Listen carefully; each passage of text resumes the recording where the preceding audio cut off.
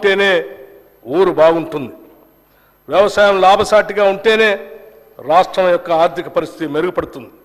అందుకే రైతు రుణమాఫీ అంశాన్ని మేము మా ఎన్నికల ప్రణాళికలో కూడా స్పష్టంగా పేర్కొన్నాం.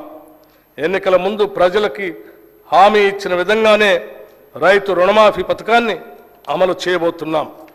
2 లక్షల రూపాయల రుణమాఫీపై త్వరలోనే మా కార్యాచరణ ఉంటుంది. అందుకు విధి విధానాలని రూపొందిస్తున్నాం. ప్రతి పంటకు మద్దతు ధర ఇస్తాం. ఈ సందర్భంలో మేము రైతు బంధు పథకం గురించి ఒక విషయం ఈ గౌరవ సభ ముందు ఉంచదలుచుకున్నాం. రైతు బంధు యొక్క ముఖ్య ఉద్దేశం రైతుకు పెట్టుబడి సాయం అందించడమేనని గత ప్రభుత్వం ఈ పథకాన్ని ప్రారంభించింది. రైతుకు సాయం అందించడం అనేది ప్రశంసించదగిన విషయమే అయినా ఈ పథకం పేరుతో అసలు రైతుల కన్నా పెట్టుబడిదారులు మరియు అనర్హులే ఎక్కువ లాభం పొందారని చెప్పడానికి ఎంతో చింతిస్తున్నాం. సాగు చేయటానికి పనికిరాని కొండలు, గుట్టలు, ఆఖరికి రోడ్లు ఉన్న స్థలానికి కూడా రైతు బంధు సాయం ఇచ్చారు. పెట్టుబడిదారులు, బడా రియల్ ఎస్టేట్ కంపెనీలు కొనిపెట్టుకున్న వేలాది ఎకరాలకు కూడా రైతు బంధు సాయం అందింది. ఇది అక్రమం. ఇచ్చిన జీవోకి విరుద్ధంగా పథకాన్ని వర్తింపచేయటం అనేది గత ప్రభుత్వానికే సాధ్యమైంది.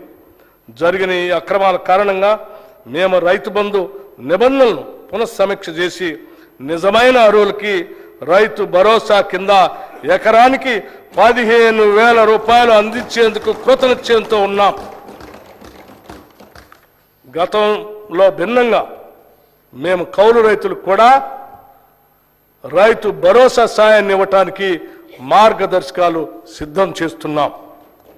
అదేవిధంగా ప్రధానమంత్రి ఫసల్ బీమా యోజన కార్యక్రమాన్ని ఆధారంగా చేసుకొని రాష్ట్రంలో పంటల బీమా పథకాన్ని పటిష్టంగా అమలు చేయబోతున్నాం. పశ్చిమ బెంగాల్లో అమలు జరుగుతున్న తీరును పరిశీలించిన అనంతరం దానికి సంబంధించి తుది నిర్ణయాన్ని తీసుకుంటామని ఈ సందర్భంగా మనవి చేస్తున్నాం. రైతు బీమా పథకాన్ని కౌలు రైతులకు కూడా అమలు చేసేందుకు చర్యలు తీసుకుంటున్నాం. అందుకు అవసరమైన మార్గదర్శకాలని రూపొందిస్తున్నాం. విత్తన భండాగారంగా ఉన్న తెలంగాణ ఇంకా ఎంతో ప్రగతిని సాధించడానికి అవకాశం ఉండి కూడా సాధించలేకపోయింది. విత్తనం నాణ్యమైనది అయితేనే రైతుకు మేలు కలుగుతుంది. విత్తనం నాసి రకంది అయితే రైతు శ్రమంతా బూడిదలో పోసిన పన్నీరు అవుతుంది. పంట చేతికి రాకపోవటమే కాకుండా అప్పటి వరకు పెట్టిన పెట్టుబడి అంతా వృధా అయిపోతుంది. గత ప్రభుత్వ హయాంలో నకిలీ విత్తనాల సమస్య తీవ్రంగా ఉండేది. గత ప్రభుత్వం అచేతన వల్ల, నకిలీ విత్తనాల వల్ల అనేక మంది రైతులు మోసపోయి ఆత్మహత్యలకు కూడా పాల్పడ్డారు. నాసి రకం విత్తనాల్ని, నకిలీ విత్తనాల్ని అరికట్టేందుకు మా ప్రభుత్వం కఠిన చర్యలు తీసుకుంటుంది. రైతుకు నష్టం చేసే ఏ విత్తన వ్యాపారిని మా ప్రభుత్వం ఉపేక్షించదు. దీనితో పాటు నాణ్యమైన విత్తన ఉత్పత్తి విషయాల్లో పురోభివృద్ధి సాధించేందుకు సకల చర్యలు చేపడుతున్నాం. ఈ మేరకు త్వరలో ఒక నూతన విత్తన విధానం తీసుకురాబోతున్నాం.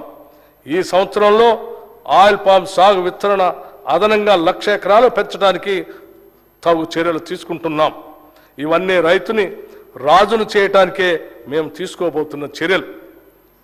ఈ బడ్జెట్లో వ్యవసాయ శాఖకి 19,746 కోట్ల రూపాయలు ప్రతిపాదిస్తున్నాం. గత ప్రభుత్వం